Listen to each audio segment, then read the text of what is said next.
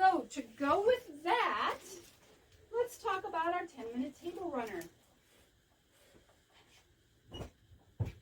10-minute table runners on YouTube take 30 minutes.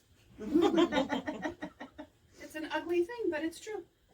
So the 10-minute table runner, we've been doing these since the first store again, and they've got a resurgence. I think it's because everybody made them and got tired of them, and now everybody's doing them again. And new fabrics, new all of that. So the first thing you need to know about 10-minute table runners is the pattern that we have for you. The top piece is 12 inches and the backing is 18, okay? That's not what's important. What's important is that your backing always be 6 inches bigger than the top piece. Not everyone wants a 14-inch table runner.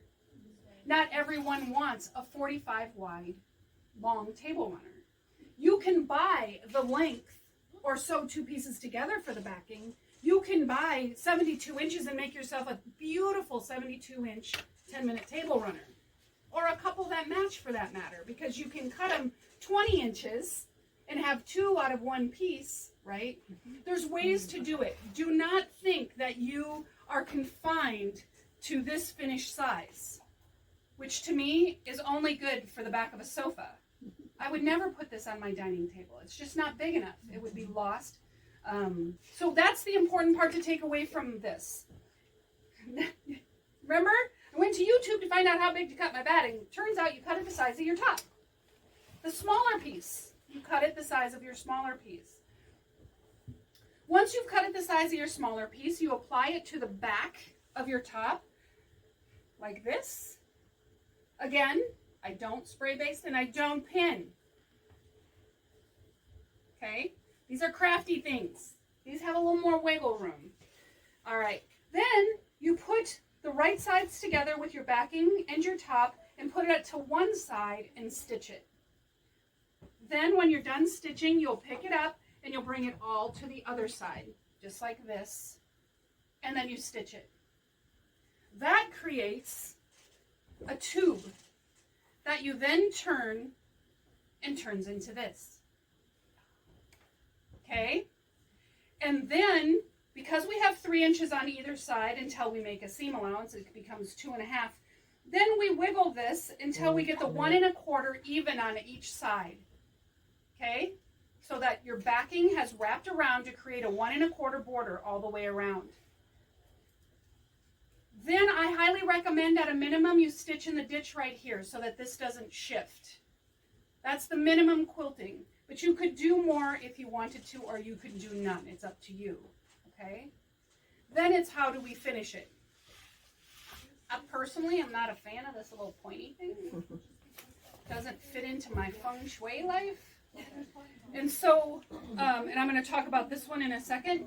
So my 10-minute table runners, I simply turn the ends in and stitch across the top. And then mine are done.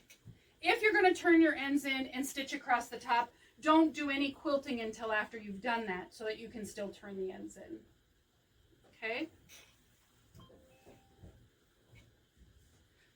The other thing about that is, if you know you're going to finish your edges that way, you can kind of manipulate this after you sew that to sew one end, and then you'd only have one end to turn.